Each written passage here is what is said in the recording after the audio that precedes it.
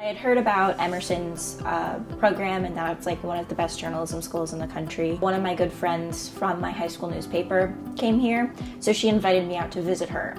And I stayed with her for a week and I just fell in love with the school, and I knew that it was like the only place for me to go to college. So often I'll take what I start in as a project in class, and then I'll keep working with those sources and I'll transform it to a story that I'll be able to get to publish. What I did with the Rose Kennedy Greenway story was I first started working on this story for my public affairs journalism class, and in that I just covered the change of the maintenance organization for the Greenway, and there was just a switch there. Even though there wasn't a tangible impact in the community that I could immediately see, I got to build this relationship with the head of Work Inc., and I get to communicate with him as the story develops, and if there are any other stories, I have a positive relationship with him, and building those relationships with my sources and my community is what matters to me in my reporting. I appreciate being right in downtown because it's the center of Boston.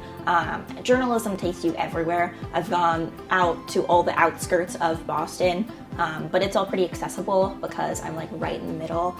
So I can also, just run across the Common to the State House and cover something that's breaking over there, which is really great. Through the journalism program, I was able to attend a Global Pathways program at Salzburg. It was the Salzburg Global Media Academy. Global Pathways is a short-term study abroad program that has a specific focus of study.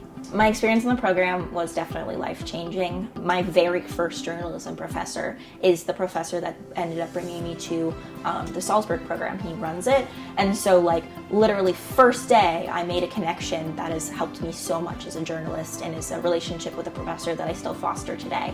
A lot of the work that I did in my first semester, I still actually use the clips of it, and it was just, you can just immediately jump in. And all journalists, all we want to do is just go for it. And so I really appreciate Emerson because you can just immediately go for it.